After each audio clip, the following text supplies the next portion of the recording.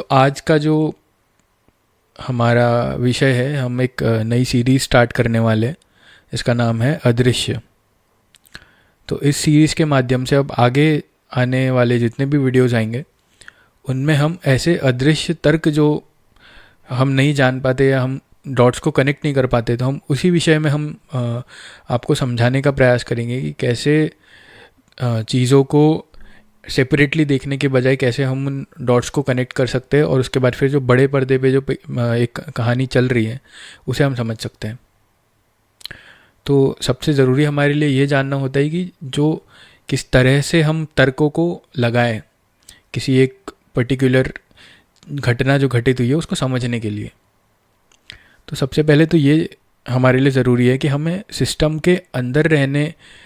के बाद सोचने के साथ साथ हमें एक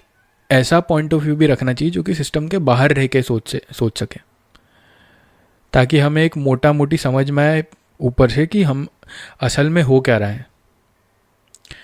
तो इस अदृश्य सीरीज़ के माध्यम से हम यही आपके सामने समझाने का प्रयास करेंगे। तो पहला जो हमारा आज का टॉपिक है वो है हमारी जो शिक्षा नीति जो रही है आज तक की। तो बेसिक चीज़ें जो आपको पता है कि 1947 में जो नेगोशिएशन हुआ था फ्रीडम का, हमारी आज़ादी का, इसके बाद जो पहले हमारे जो शिक्षा मंत्री बने वो थे मौलाना अबुल कलाम आज़ाद, तो जो कि खुद असल में भारतीय नहीं थे। तो उसके बाद फिर आप ये भी जानते हैं कि 1970s में जब इंदिरा गांधी जी की सरकार को मेजॉरिटी हासिल नहीं हुई थी तो फिर कोएलिशन की सरकार बनी थी कम्युनिस्ट पार्टी के साथ में। फिर कैसे कम्युनिस्ट पार्टी ने जो हमारा एजुकेशन मिनिस्ट्री को टेक ओवर किया, सारी यूनिवर्सिटीज़ में कॉलेजेस में ऐसे चांसलर्स ऐसे वाइस चांसलर्स बैठाए गए जो कि पूरी तरह से एक कम्युनिस्ट विचारधारा को मानने वाले लोग थे। ऐसे ही लोगों की अपॉइंटमेंट्स की जाती थी जो कि ऊपर से जो ऑर्डर्स आते थे उसको आंख बंद करके जो लोग इम्प्लीमेंट करते थे, जिन्होंने अपनी देशभक्ति अपना आत्मसम्मान बेच दिया था चंद पैसों के खातिर। तो जब हम नेताओं पे ब्लेम डालते हैं, साथ ही में हमें उन अधिकारियों पे भी ब्लेम डालना चाहिए, उन चांसलर्स उन वाइस चांसलर पे भी ब्लेम डालना चाहिए जिन्होंने सिर्फ कुछ पैसों के लिए अपना पूरा देशभक्ति को ही दांव पे लगा दिया। तो अब हम एक थोड़ा डीप डाइव करेंगे एक ऐसे टॉपिक पे। मेरी खुद की रीजनिंग मैं आपके सामने प्रस्तुत करूँगा। तो आप सब जानते होंगे कि कक्षा 10वीं के बाद में हमें जब ये ऑप्शन मिलता है कि हम लोग चूज़ कर सकते हैं कि हमें कौन सी स्ट्रीम ऑप्ट करनी है। जैसे हमें ऑप्शन मिलते हैं कि मैथ्स ले सकते हैं इंजीनियरिंग में जाने के लिए, मेडिकल साइंस में जाने के लिए बायो ले सकते हैं, बिजनेस फील्ड में जाने के लिए कॉमर्स ले सकते हैं, आर्ट्स या फिलॉसफी वाली फील्ड में जाने के लिए आर्ट्स एंड ह्यूमैनिटीज़ ले सकते हैं। तो अब अगर हम बायोलॉजी की चर्चा करें, बायोलॉजी में कक्षा 11वीं में एक एक्सपेरिमेंट करवाया जाता है, एक प्रैक्टिकल करवाया जाता है। उस प्रैक्टिकल में क्या होता है कि जो मेंढक होता है या फिर कॉकरोच होते हैं उनका डाइसेक्शन करवाया जाता है। उसका प्रैक्टिकल होता है कि उसकी चीर फाड़ की जाएगी, उसके बाद दिखाया जाएगा कि कहाँ पे इसकी लंग्स है, कहाँ पे इसके इंटेस्टाइन्स है, कहाँ पे इसकी अपेंडिक्स है, कहाँ पे बाकी सारे जो ऑर्गन्स होते हैं वो है।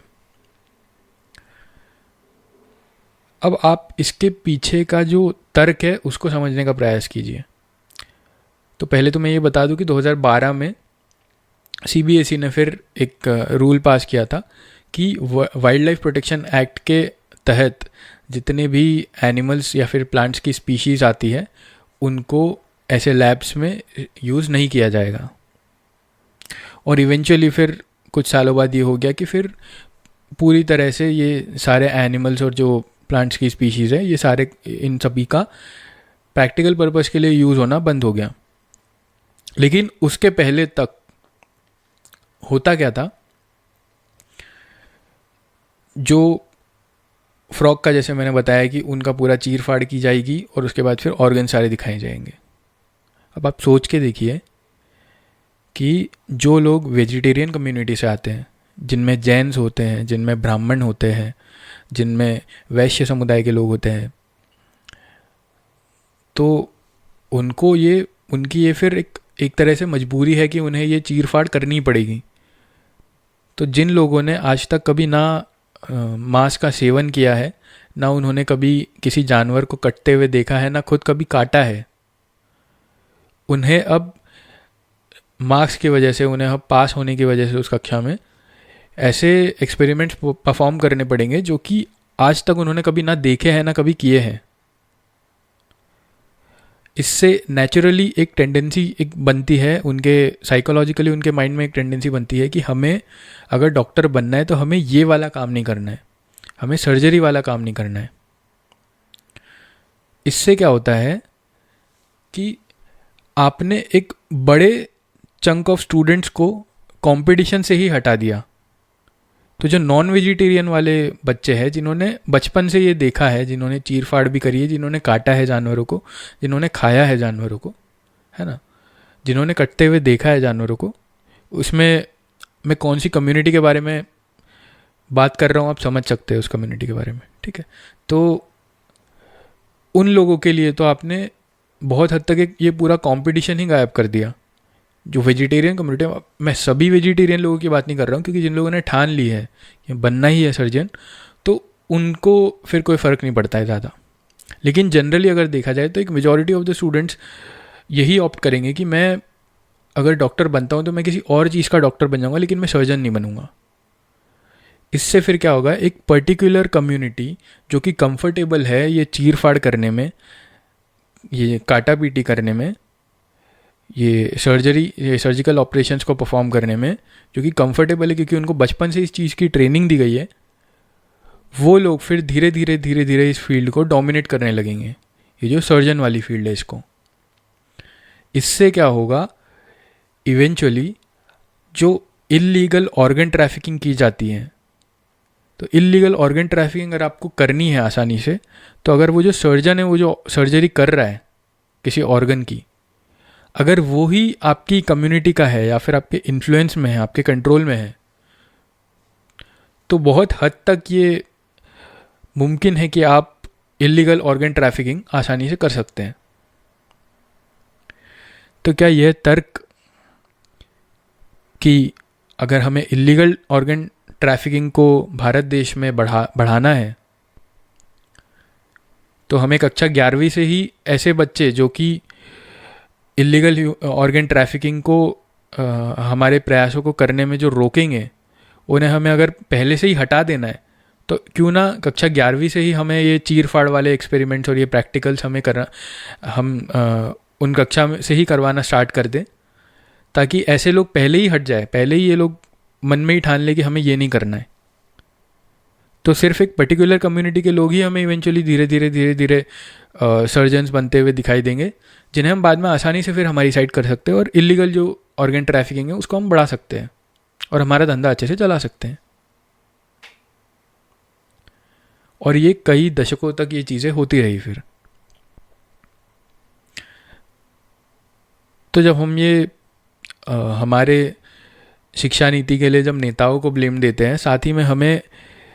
तर्क भी समझ आना चाहिए पीछे का कि असल में जो लॉन्ग टर्म प्लान है उनका वो क्या होता है ना। तो आपको ये कोई कभी नहीं बताएगा कि जो 11वीं कक्षा में जो प्रैक्टिकल्स करवाए जा रहे हैं उनके पीछे का हिडन पर्पस क्या है। हमें सिर्फ ये बता दिया जाएगा कि ये ज़रूरी है, क्योंकि आगे चल के आप सर्जरी करोगे तो आपको कंफर्टेबल होना पड़ेगा पहले तो ये चीर फाड़ करने से, ये सब करने से, जो कि कॉलेज में भी आप करवा सकते हो, लेकिन आपको कक्षा 11वीं में ही वो चीज़ आपने डाल दी। बेसिक्स आपने, जो पहली बात तो जो आयुर्वेद के जो तरीके होते हैं जिससे आप बिना किसी दवाई के भी ठीक हो सकते हैं, उनको आप नहीं पढ़ाएंगे, बल्कि आप ऐसी चीज़ों को पढ़ाइएगा जिससे जो वेजिटेरियन कम्युनिटी है काफ़ी हद तक वो सारे बच्चे पहले ही रजिस्ट कर देंगे कि नहीं भाई हमको तो ये सर्जरी वाला तो एटलीस्ट हमको नहीं करना है। अब सोच के देखिए ये कितना बड़ा गेम था जो इतने सालों तक खेला गया। तो ये हमारा आज का पहला वीडियो था इस अदृश्य सीरीज़ का। ऐसे ही आने वाले समय में हम और वीडियोस लाते रहेंगे। अगर आपको किसी पर्टिकुलर टॉपिक के बारे में वीडियो चाहिए जिसके बारे में आपको और अच्छे से समझना है, या फिर आपको हमारा तर्क उसके बारे में जानना है, तो आप नीचे कमेंट कर सकते हैं। और चलिए इसी के साथ विदा लेते हैं आपकी। धन्यवाद।